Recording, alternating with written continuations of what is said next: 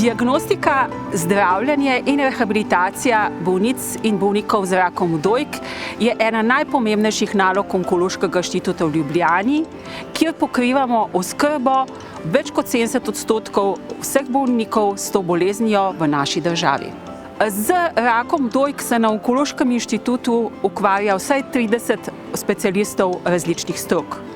Multidisciplinarni pristop je že vrsto let standardni način obravnave bolnikov z rakom dojk. Multidisciplinarni timski sestanki pa so vnaprej načrtovana tedenska srečanja, kjer se za vsakega bolnika odločimo o najprimernejši vrsti in zaporedju zdravljenja. Člani multidisciplinarne ekipe so onkološki in plastični kirurgi, internisti onkologi, radioterapevti, genetiki, radiologi, specialisti nuklearne medicine, patologi, citologi, molekularni onkologi, ginekologi, psihoonkologi in drugi.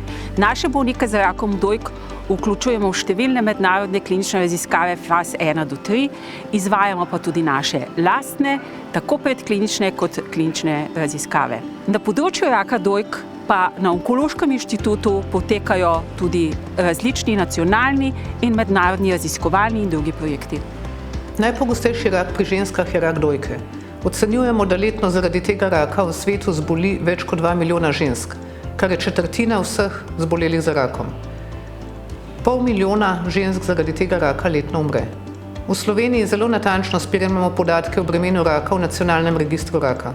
Tako vemo, da letno za rakom dojke v Sloveniji zboli 1400 žensk. Vsako leto se ta številka poveča še za dodaten 1,5 %. 400 žensk letno v Sloveniji zaradi raka dojke umre. Med nami pa danes biva skoraj 20 000 žensk s to diagnozo. Najmlajše zbolijo v 30 letih. Potem se število zbolelih starostjo veča, najbolj pa so ogrožene tiste, ki so stare med 60 in 70 let. Rak dojke je bolezen z dobro prognozo, z dobrim preživetjem. V nekaterih evropskih državah, tudi v Sloveniji, se 5-letno preživetje že približuje 90 %. Najpomembnejši prognostični dejavnik je stadij ob diagnozi. Tiste, ki zbolijo v omejenem stadiju, imajo 5-letno preživetje že več kot 95 %.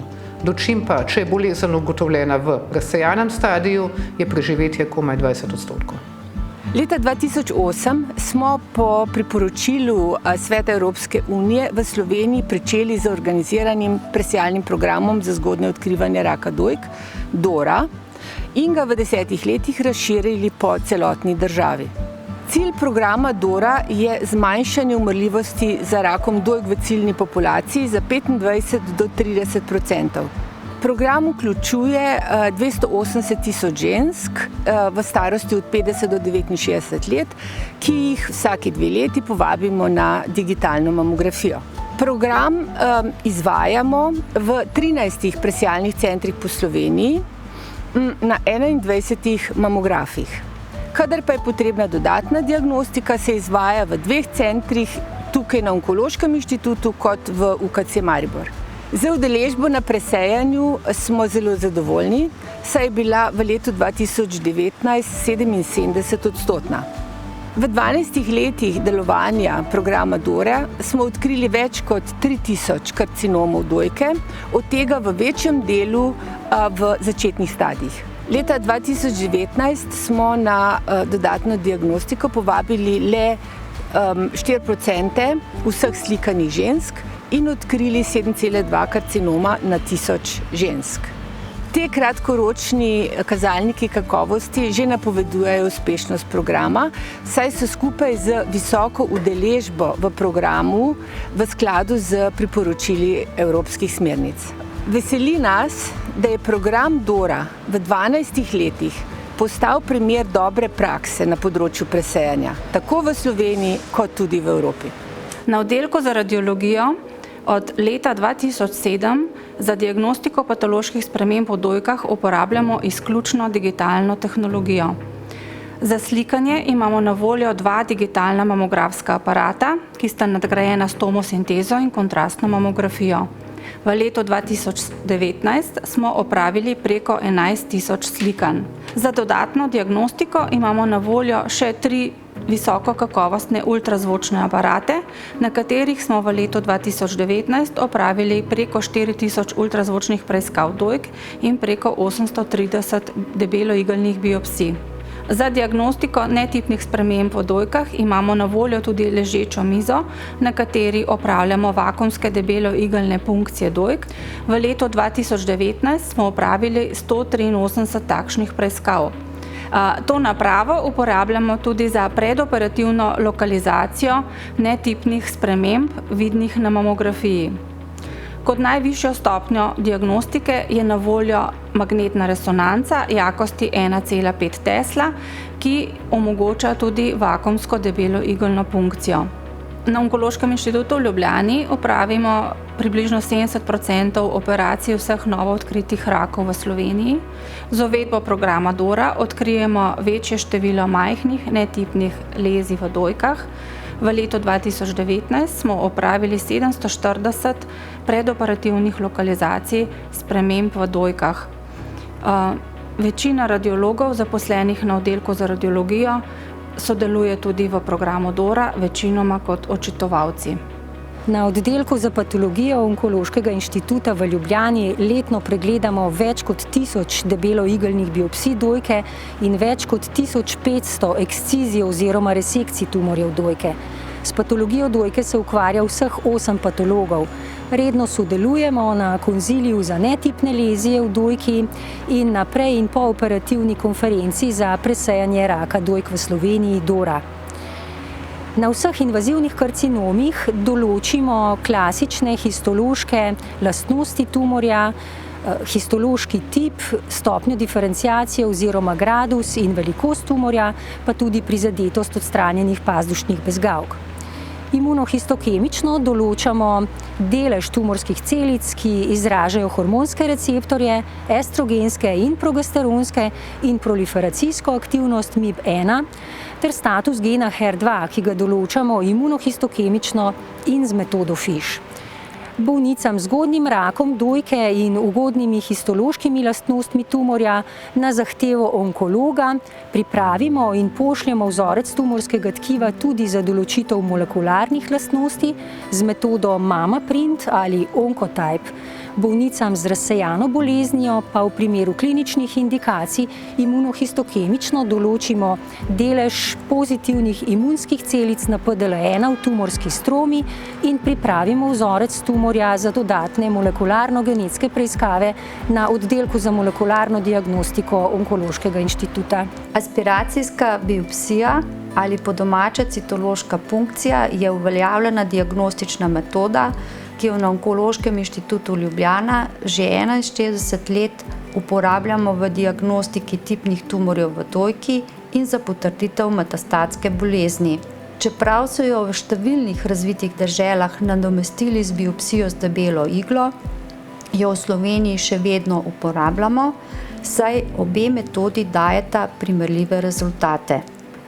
V primerjavi z biopsijo z debelo iglo je citološka punkcija cenejša, bolniku prijazna, podseg je kratkotrajen, zapleti po posegu so pa redki in blagi. Za izvid preiskave potrebujemo praviloma 24 ur, po potrebi ga lahko naredimo v parih urah. Preiskava je pomembna tudi v diagnostiki metastatske bolezni, ker omogoča določanje estrogenskih in progesteronskih receptorjev ter statusa HER2 onkogena, ki jih klinik potrebuje za načrtovanje zdravljenja. Vzorec, ki ga dobimo s citološko punkcijo, je primeren tudi za sodobna večgenska testiranja. Velika večina raka dojk nastane kot sporadična oblika raka dojk. Dedne oblike raka dojk nastanejo pri nosilci zarodnih mutacij. Od leta 2008 je genetsko testiranje za zarodne mutacije v BRCA genih in drugih genih povezanih z HBOC del rutinske oskrbe naših bolnikov. Od 2014 naprej smo začeli testirati vse bolnike oziroma tiste potencialne nosilce zarodnih mutacij v BRCA in drugih genih povezanih s HBOC z metodo NGS. Vse odkrite patogene in verjetno patogene različice potrjujemo iz neodvisnega vzorca krvi bolnikov.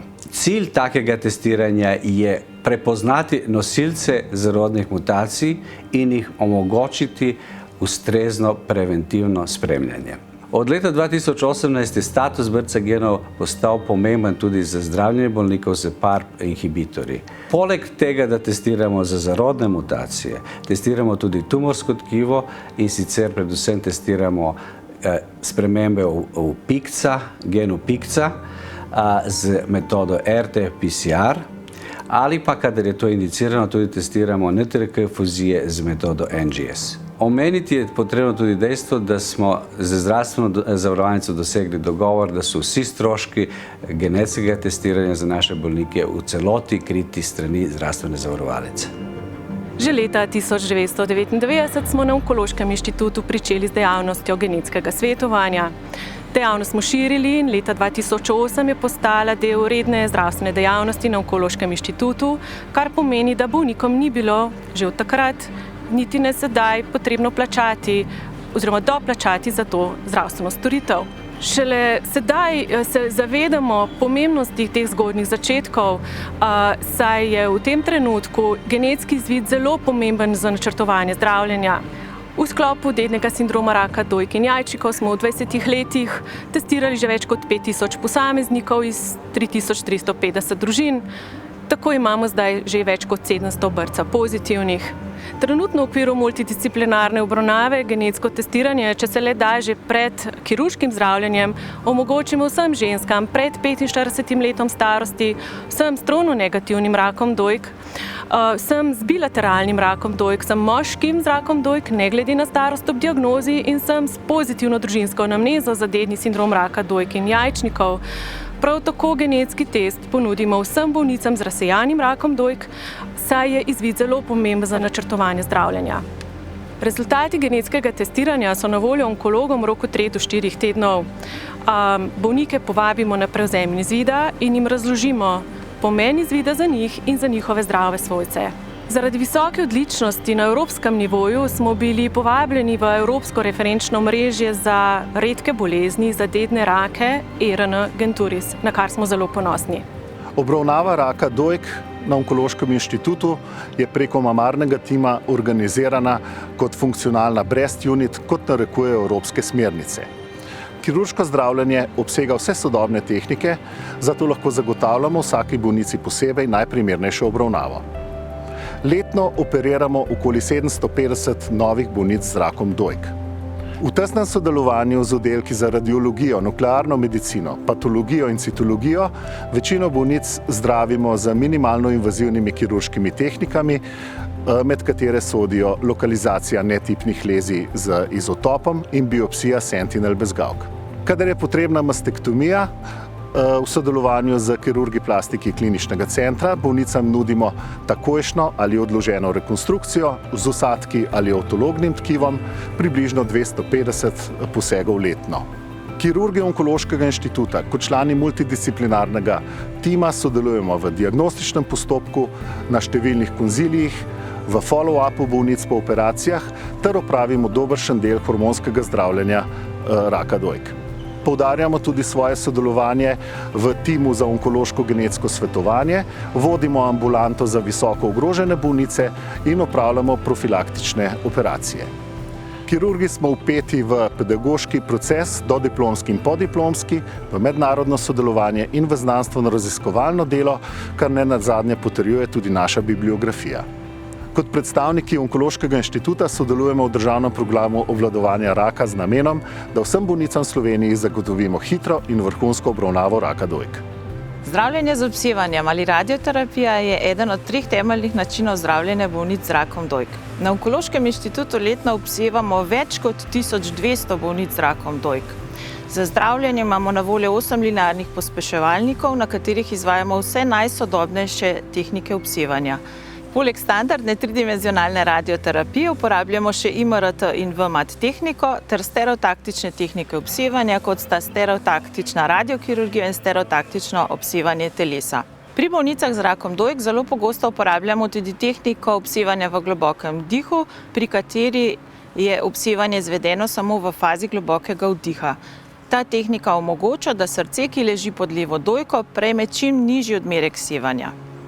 Naše glavno vodilo pri izbiri najprimernejše tehnike obsevanja je ustrezna dozna pokritost tarčnih tkiv ob čim boljši zaščiti zdravih okoljnih tkiv. Obsevalni aparati, ki jih uporabljamo, so opremljeni s sistemom za slikovno vodeno obsevanje, ki omogoča, da je izvedba obsevanja izjemno natančna. Specialisti radioterapije smo del multidisciplinarnega tima za zdravljenje raka dojk. Z ostalimi člani tima se sestajamo enkrat tedensko na konziliju, kjer se skupaj odločamo o najprimernejši vrsti zdravljenja vsake posamezne bolnice. Odločitev o sistemskem zdravljenju bolnic z rakom dojk je v pristojnosti internistov-onkologov. Z izjemo dopolnilnega hormonskega zdravljenja nizkorizičnih bolnic sistemsko zdravljenje v celoti izvede tim 10 internistov-onkologov. Sistemsko citostatsko in tarčno zdravljenje lokoregionalne bolezni letno uvedemo več kot 300 bolnicam. Od tega jih okoli 70 terapijo prejme predoperativno. Delež teh pa z leti raste. Pomemben del aktivnosti internistov-onkologov je tudi obravnava bolnic z razsejanim rakom dojk.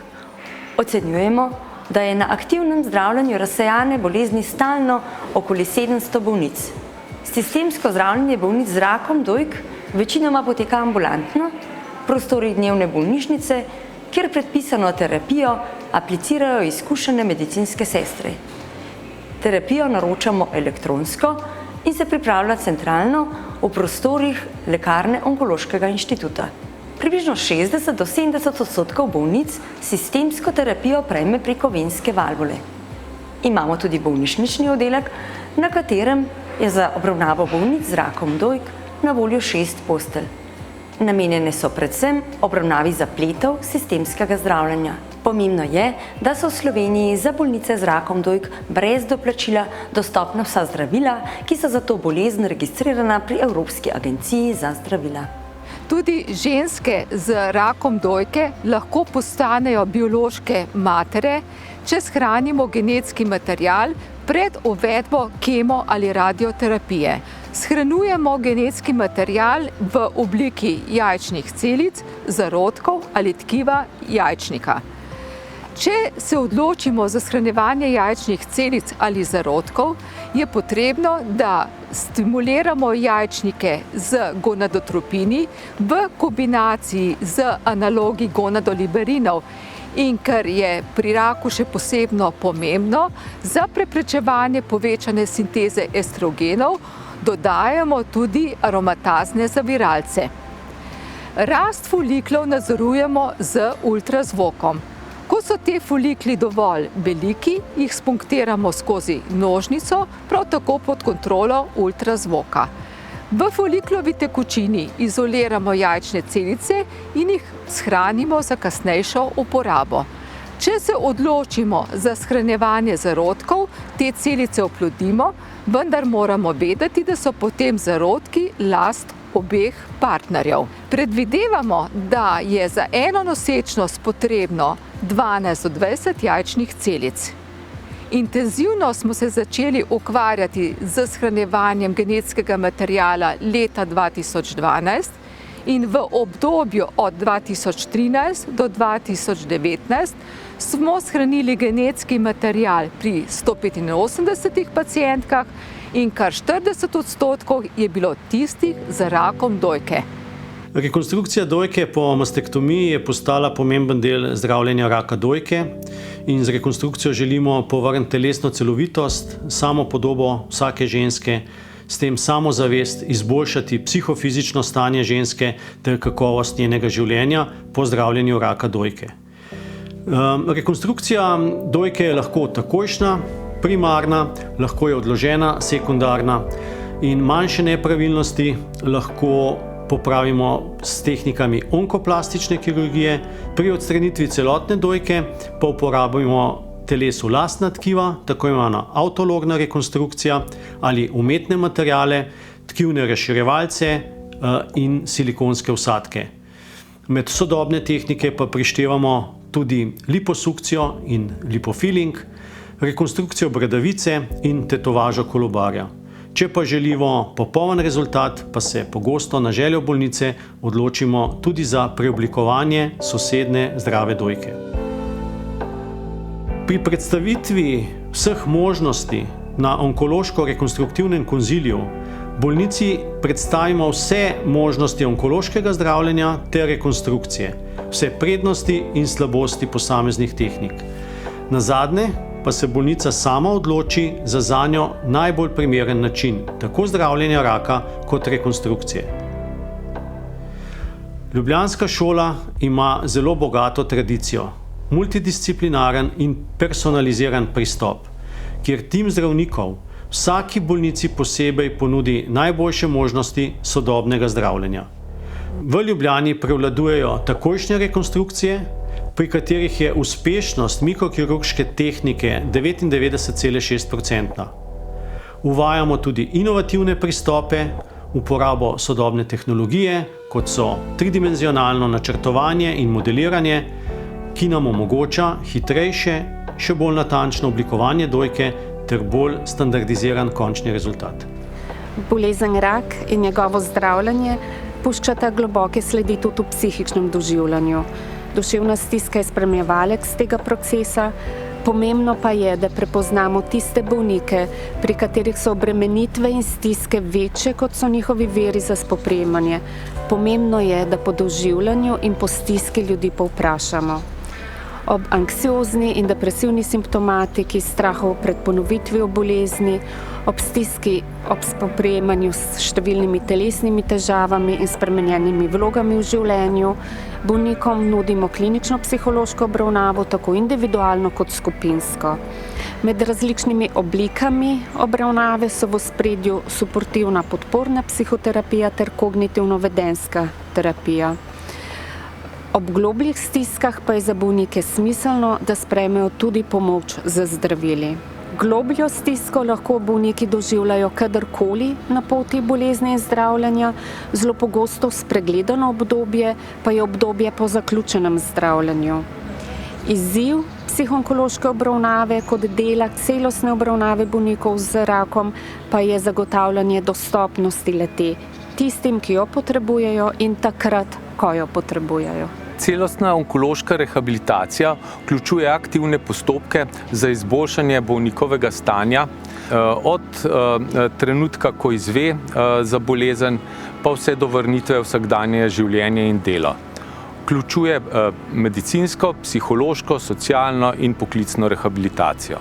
Obravnava pri kliničnem psihologu pomaga bolnici pri spopadanju s psihičnimi težavami zaradi raka in zdravljenja. Kadar sta gibljivost in funkcionalnost rame ali zgornjega uda okrnjena in kadar pride do limfedema, to zdravimo z medicinsko-fizikalno rehabilitacijo in fizioterapijo. Bolečino odpravimo z različnimi zdravili, telesno aktivnostjo, jogo, masažo in akupunkturo. Zaradi zgodnje menopavze in hormonskega zdravljenja imajo bolnice številne težave, med drugim vročinske navale, nočno potenje, izpadanje las in težave pri spolnosti. Te težave zdravimo z farmakološkimi in nefarmakološkimi ukrepi in akupunkturo. Spodbujamo zdrav življenjski slog, bolnicam svetujemo naj prenehajo kaditi in uživati alkohol. Izobrazimo jih glede zdravega načina prehranjevanja in jim omogočimo, da pod kontrolo kineziologa izvajajo telesne vaje. Ko zboliš za rakom, se običajno znajdeš na popolnoma neznanem polju.